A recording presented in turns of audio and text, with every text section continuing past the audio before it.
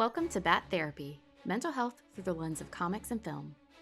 Be a fly on the wall or a bat in the cave, listening in on a friendship built out of a love for talking Batman, comics, and the everyday struggle to achieve mental health and happiness.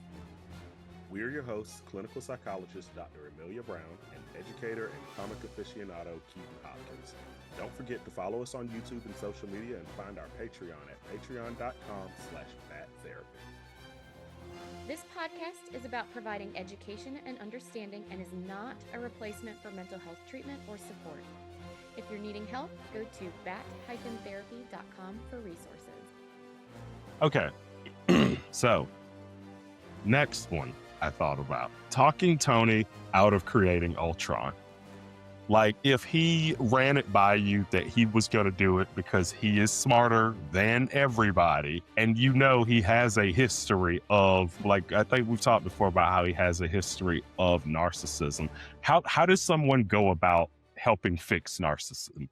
Fix narcissism. So you had two questions there. So in terms of how would I talk Tony Stark out of creating Ultron? Here's the tricky thing is that the therapist isn't meant to convince someone to do things a certain way per se. That's true. You've said that before. That's true. That's true. And so here's the tricky thing. Like, obviously, there are things that I'm trying to encourage someone toward, but ethically, if you're an ethical therapist, you're trying to be very careful about how you balance that. And so if you think that someone is going down a dangerous path, like, yes, help in whatever way you can communicate where that person can hear you, make that clear. At the end of the day, though, it's his life and you can't force him to do one thing or another. It's tricky, though, when it affects other people. And so sometimes it's really hard because what do you do if someone tells you not to do something? Right. You want to do it, right? Yeah. You want to do it even more. It's the one thing I want to do now. Yeah. Now that's all I can think about. And so I think a lot of it would be more about exploring what is pulling him in that direction. The good news is if he's bringing it up in therapy, he's recognizing there are complications to this and it's not just a black and white easy thing. And so exploring what made him bring it up, really helping him understand the implications of it.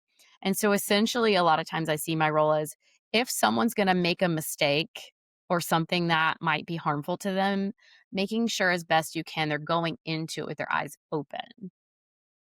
It's more complicated with something like this. Like if I was, for example, if I was on Shield's payroll and I was a therapist that was technically like, if I technically had two clients, like I worked for Shield and I'm there to help make sure Tony Stark is working for them as well as he can, things would get a little hairier. But if I was purely Tony's therapist, just really trying to focus in on, okay, so you're bringing this up. So why are you bringing this up? And exploring what those hesitations are. And at the end of the day, really hoping he doesn't turn into the villain in the story. Thanks for nerding out with us. I'm clinical psychologist Dr. Amelia Brown. And I'm educator and comic aficionado Keaton Hopkins. Check out my TV and movie reviews on YouTube at Team JBS.